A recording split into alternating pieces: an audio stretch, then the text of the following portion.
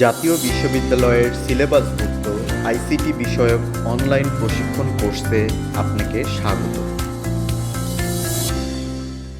এই পাঠ শেষে আপনি ইন্টারনেট ব্যবহার বিধিমালা, আইসিটি নীতিমালা, সফটওয়্যার পাইরেসি এবং মেধাস্বত্ব সম্পর্কে জানতে পারবেন এবং বিভিন্ন ক্ষেত্রে তা প্রয়োগ করতে পারবেন।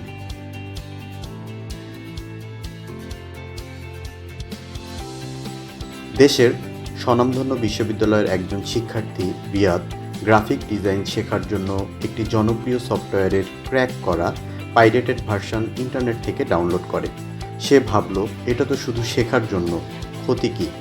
কয়েক সপ্তাহ ভালোই চলছিল, কিন্তু হঠাৎ একদিন তার ল্যাপটপ ধীরে চলতে শুরু করে।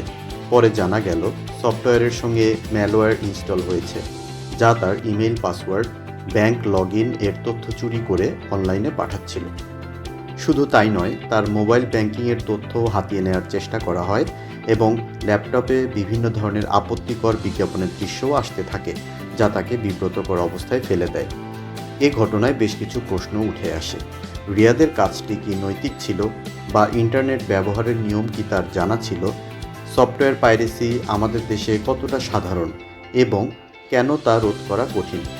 ইন্টারনেট রুলস অ্যান্ড রেগুলেশনস না মানলে ব্যক্তিগত ও সামাজিকভাবে কী ধরনের ক্ষতির সম্মুখীন হতে হয়? ইন্টেলেকচুয়াল প্রপার্টি রাইটস বা মেধাস্বত্ব রয়েছে এমন জিনিস ব্যবহারের আইনগত ঝুঁকি কতটুকু? আসুন এই প্রশ্নগুলোর উত্তর আজকের পাঠের মাধ্যমে খোঁজার চেষ্টা করি।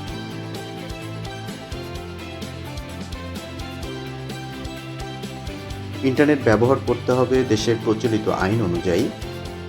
হ্যাকিং, অন্যের তথ্য চুরি, ভুয়া খবর ছড়ানো বা অনলাইন প্রতারণা করা সম্পূর্ণ বেআইনি। অন্যের ব্যক্তিগত তথ্য, ছবি বা ডেটা অনুমতি ছাড়া ব্যবহার করা যাবে না।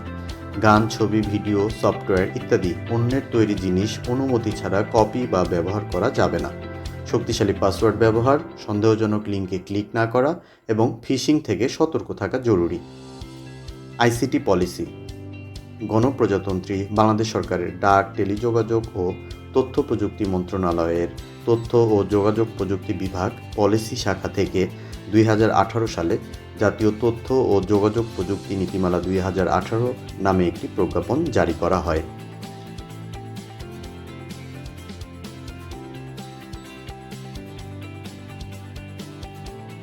সফটওয়্যার পাইরেসি মানে হলো কোনো সফটওয়্যার অবৈধভাবে কপি, ব্যবহার বা বিক্রি করা। পাইরেটেড সফটওয়্যারে অনেক সময় ভাইরাস বা ম্যালওয়্যার থাকতে পারে। এটি কম্পিউটারের নিরাপত্তা ও ব্যক্তিগত তথ্যের ঝুঁকি বাড়ায়। আইন অনুযায়ী সফটওয়্যার পাইরেসি একটি শাস্তিযোগ্য অপরাধ।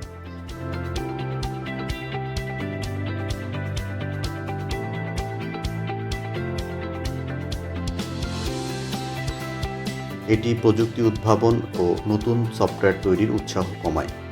মূল বা লাইসেন্সকৃত সফটওয়্যার ব্যবহার করলে নিরাপত্তা ও আপডেট সুবিধা পাওয়া যায়। মেধাস্বত্ব, ইন্টেলেকচুয়াল প্রপার্টি রাইট, আইপিআর। মেধাস্বত্ব হলো মানুষের ব্যক্তির সৃষ্টিশীল কাজের উপর আইনগত অধিকার। অর্থাৎ কেউ কোনো নতুন চিন্তা, উদ্ভাবন, লেখা, নকশা, শিল্পকর্ম, সফটওয়্যার, গান বা ব্র্যান্ডের নাম তৈরি করলে সেটির মালিকানা ও ব্যবহার নিয়ন্ত্রণের অধিকারী মেধাস্বত্ব, যা অনুমতি সাপেক্ষে তৃতীয় কোনো পক্ষ ব্যবহার করতে পারে। আশা করি আলোচনা থেকে আপনি একটি স্বচ্ছ ধারণা পেয়েছেন এবং রিয়াদের সাথে ঘটে যাওয়া বিষয়গুলোর সাথে সম্পৃক্ত করতে পেরেছেন।